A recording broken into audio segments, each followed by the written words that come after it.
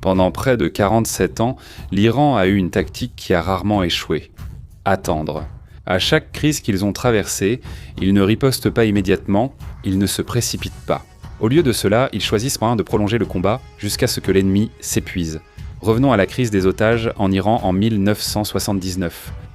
Cela a duré 444 jours, ils ne se sont pas retirés. Ils ont simplement attendu que la pression cède. C'était pareil pendant la guerre Iran-Irak qui a duré 8 ans. Ce n'est pas parce qu'ils étaient plus forts, mais parce qu'ils ont tenu plus longtemps que Saddam Hussein. Même lors des discussions sur l'accord nucléaire, leur seule stratégie est de faire traîner les négociations. Plus le temps passe, plus ils espèrent que les États-Unis vont se lasser, que ce soit militairement ou diplomatiquement. Leur croyance est simple, ils pensent avoir plus de temps que leurs adversaires. Mais aujourd'hui, il semble que tout soit en train de changer. À cause du nouveau blocus des États-Unis, la situation semble soudainement s'être inversée. Dans le plan de paix que l'Iran a envoyé aux États-Unis il y a seulement 2 jours, leurs exigences ne sont claires, lever le blocus en moins de 30 jours. Pourquoi sont-ils soudainement si pressés ? Parce qu'en réalité, le temps n'est plus de leur côté. Leur économie est peu à peu en train d'étouffer. Avant d'analyser ce plan de paix, voyons d'abord à quel point la situation est grave à l'intérieur de l'Iran. L'un de leurs principaux problèmes actuels est le manque d'espace pour stocker leur pétrole. Ils poursuivent la production, mais l'espace de stockage vient à manquer. D'après les rapports, ils ont déjà commencé à réduire leur production de pétrole. Pas parce qu'ils le veulent, ni parce qu'ils en ont besoin. Ils ne veulent pas en arriver au point où tous les réservoirs de stockage seraient en plein. Si cela arrive, l'ensemble de leurs infrastructures pétrolières pourrait être endommagé. Et s'ils sont forcés de fermer complètement les puits de pétrole, on n'est pas sûr qu'il sera facile de les remettre en service. Même si, du côté des opérations, on affirme que la situation est sous contrôle, leurs actions montrent le contraire. Par exemple, le ministère de l'Industrie d'Iran a déjà averti les citoyens concernant la hausse des prix des véhicules. Selon eux, ce n'est pas naturel, il y a une part de manipulation et un manque d'approvisionnement. Sous une telle pression, ils ont même dû envisager d'importer des voitures d'occasion, ce qu'ils faisaient rarement auparavant. Pendant ce temps, selon Hamid Hosseini, leur industrie pétrolière a suffisamment d'expérience et ils ne s'inquiètent pas. Mais c'est ici qu'entre en jeu une règle importante, une règle. Il ne faut pas seulement écouter ce que dit le gouvernement, il faut regarder ce qu'il fait. Et pour l'instant, leurs actions sont claires, ils réduisent leur production parce qu'ils ont peur de manquer d'espace. Et ce n'est pas tout. En même temps, l'opération appelée « Fureur économique » est également en cours, une série de sanctions et de gel d'avoirs imposés par le département du Trésor américain contre l'Iran et les entreprises qui l'aident. Cela signifie que le pétrole n'est pas leur seul problème.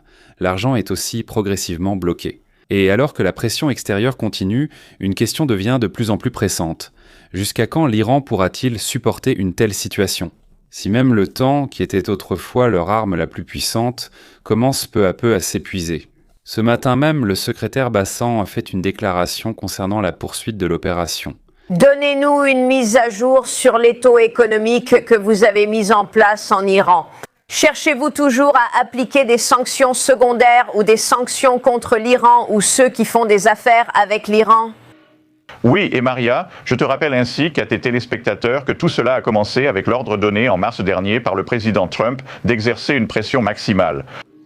Et il y a 3 semaines, le président a donné l'ordre au Trésor et à moi-même de commencer l'offensive économique. Et pour vous donner une idée, nous courions un marathon au cours des 12 derniers mois et maintenant nous faisons un sprint vers la ligne d'arrivée.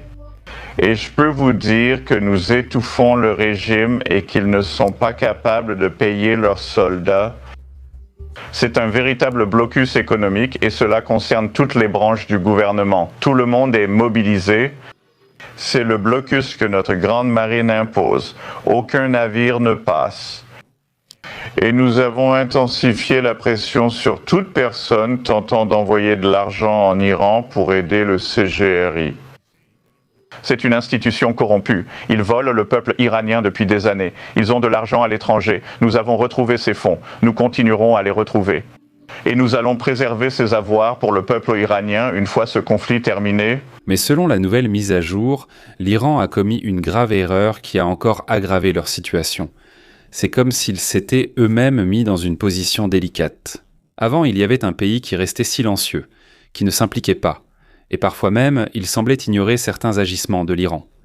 Il s'agit des Émirats arabes unis. Pendant plusieurs années, le CGRI aurait utilisé des entreprises, en particulier ce qu'on appelle des sociétés écrans basées aux Émirats arabes unis, pour s'en sortir. Même si cela n'était pas ouvertement soutenu, ce n'était pas non plus strictement empêché auparavant. Mais tout a changé lorsque le conflit a éclaté. Au plus fort du conflit, l'Iran a lancé environ 2000 missiles et drones en direction des Émirats arabes unis. Et c'est là que la patience des Émirats arabes unis a atteint ses limites. Depuis lors, ils ne ferment plus les yeux. Au contraire, ils sont devenus plus agressifs dans la recherche des comptes liés à l'Iran. Et dès qu'ils en trouvent un, ils passent immédiatement à l'action en gelant les fonds. Ils ont mal calculé lorsqu'ils ont commencé à bombarder leurs voisins du Golfe militairement. Et en réponse, les voisins du Golfe, que je décrirais comme étant quelque peu permissifs, en laissant entrer l'argent du régime iranien et des gardiens de la révolution dans leur système bancaire, se sont montrés très coopératifs. Et ils sont venus nous donner les détails et nous ont permis de geler ces avoirs. Ainsi, les gardiens de la Révolution regardent leurs avoirs volés pendant des années, des décennies, depuis 47 ans, être gelés et disparaître très rapidement. Les Émirats arabes unis ont décidé que l'OPEP n'était pas pour eux. La plupart des monopoles finissent par s'effondrer sous leur propre poids. Et Maria, on peut en parler maintenant ou dans une minute. Mais cela me donne beaucoup d'optimisme quant au fait que les prix du pétrole, une fois ce conflit terminé, seront bien plus bas qu'ils ne l'étaient avant, ou au début de l'année, ou à n'importe quel moment en 2020, 2025. Mais même si la pression contre l'Iran est extrêmement forte, ils ont encore une échappatoire qu'ils utilisent pour permettre à leur économie de respirer. Et cette échappatoire se trouve à la frontière entre l'Iran et le Pakistan. Comme on peut le voir sur les images, le mouvement des camions et des motos ne s'arrête jamais. Il y a du pétrole et d'autres produits vont transportés secrètement d'un pays à l'autre. C'est l'un des moyens utilisés par l'Iran pour contourner le blocus naval américain qui a presque étouffé leur commerce, en particulier les exportations et les importations. C'est assez surprenant car on pourrait penser que le Pakistan devrait être du côté des États-Unis, étant donné l'ampleur de l'aide qu'il reçoit. Mais en réalité, c'est une toute autre histoire. Au Pakistan, même s'il y a un gouvernement civil, ce n'est pas lui qui détient réellement le pouvoir. L'armée a une grande influence sur l'économie, et c'est autour de cela que se prennent beaucoup de décisions. Et selon les rapports, c'est justement l'appareil militaire qui gagne beaucoup d'argent grâce à la contrebande qui se passe à la frontière. Donc même s'il y a de la pression venant des États-Unis, le commerce illégal continue. À cause de l'argent, cela l'emporte sur les alliances. C'est devenu un gros problème, au point que même Donald Trump a été interrogé à ce sujet. Mais au lieu de répondre directement, il a un peu évité la question. Il a simplement exprimé du respect pour le Pakistan et pour leurs dirigeants.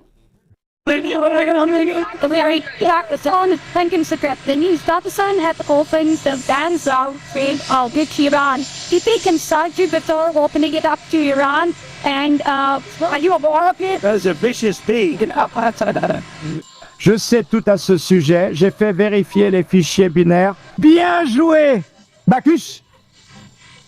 Je respecte beaucoup le Pakistan, le maréchal et le Premier ministre. Cela signifie que même si les États-Unis savent ce qui se passe, il n'est toujours pas clair comment ils vont résoudre ce problème. Mais il y a un point important ici. Oui, il y a de la contrebande. Oui, il y a une fuite dans le système. Mais c'est peu comparé à leurs opérations précédentes. Imagine, un pétrolier peut transporter 2 millions de barils de pétrole en un seul voyage. Pour égaler cela en utilisant une moto avec un petit conteneur, il te faudrait environ 17 000 motos, c'est presque impossible. Donc même s'il y a un peu de contrebande, cela ne peut pas compenser l'ampleur du commerce maritime perdu par l'Iran. Maintenant, passons à la question des négociations. Des détails ont émergé concernant le nouveau plan de paix envoyé par l'Iran aux États-Unis. Mais attention, toutes ces informations proviennent des médias iraniens. Cela signifie que nous ne verrons ici que les éléments favorables à l'Iran. Ils ne révéleront pas les compromis ou concessions qu'ils ont peut-être accordés. Selon les sources, ce plan comporte 3 étapes principales, et l'objectif est de mettre fin au conflit en 30 jours. Dans la première phase, il prévoit de rouvrir progressivement le détroit d'Ormuz et de lever le blocus sur leur port. Cela inclut également une promesse de non-agression. Cela signifie qu'il n'y aura aucune attaque, y compris de la part d'Israël. Dans la deuxième phase, l'Iran sera autorisé à reprendre l'enrichissement de l'uranium, mais limité à 3,6%, à condition qu'il n'y ait ni dissimulation ni stockage. L'accord inclut également qu'il n'y aura aucune attaque en échange de l'arrêt par l'Iran de ses frappes. Mais une chose est claire, l'Iran ne veut pas démanteler ses installations nucléaires. Cela ne fait pas partie du plan. Si l'accord est conclu, leurs fonds gelés seront progressivement libérés. Et lors de la dernière phase, il y aura un plan plus large. Un dialogue stratégique avec leurs voisins, les pays arabes, pour établir un système de sécurité plus stable. En d'autres termes, l'Iran essaie de changer la direction du conflit, passant de la guerre à la négociation.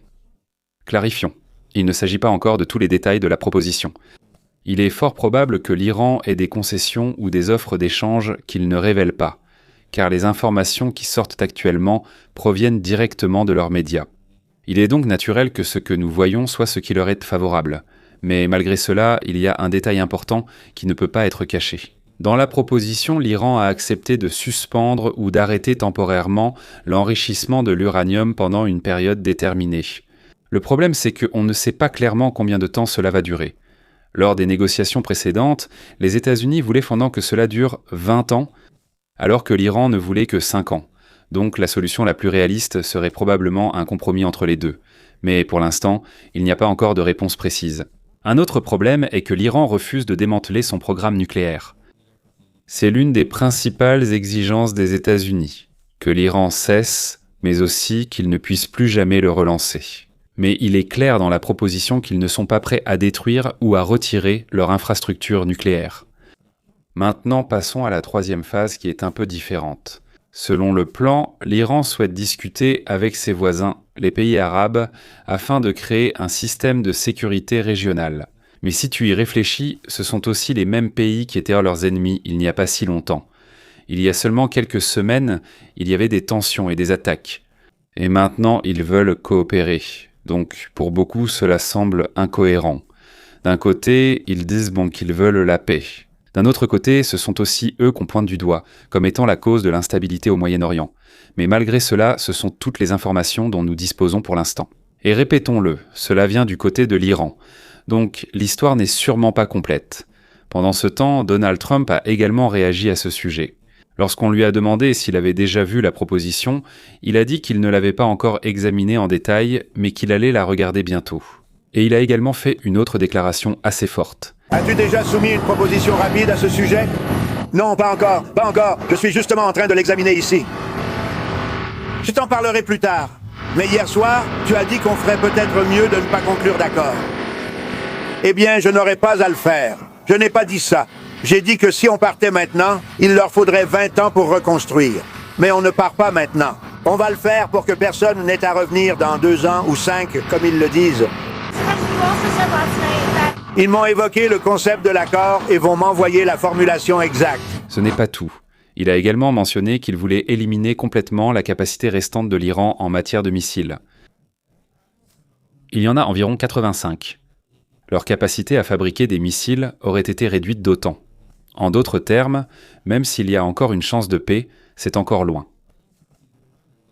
Et pour mieux comprendre pourquoi l'Iran agit ainsi aujourd'hui, il faut remonter plus loin. Non seulement à la révolution islamique de 1979, mais encore plus tôt. À l'époque de la dynastie Qadjar, car les décisions prises à cette époque ont encore des répercussions aujourd'hui, et c'est là que nous pouvons mieux comprendre pourquoi, malgré une pression intense, l'Iran choisit toujours une combinaison d'attente et de négociation.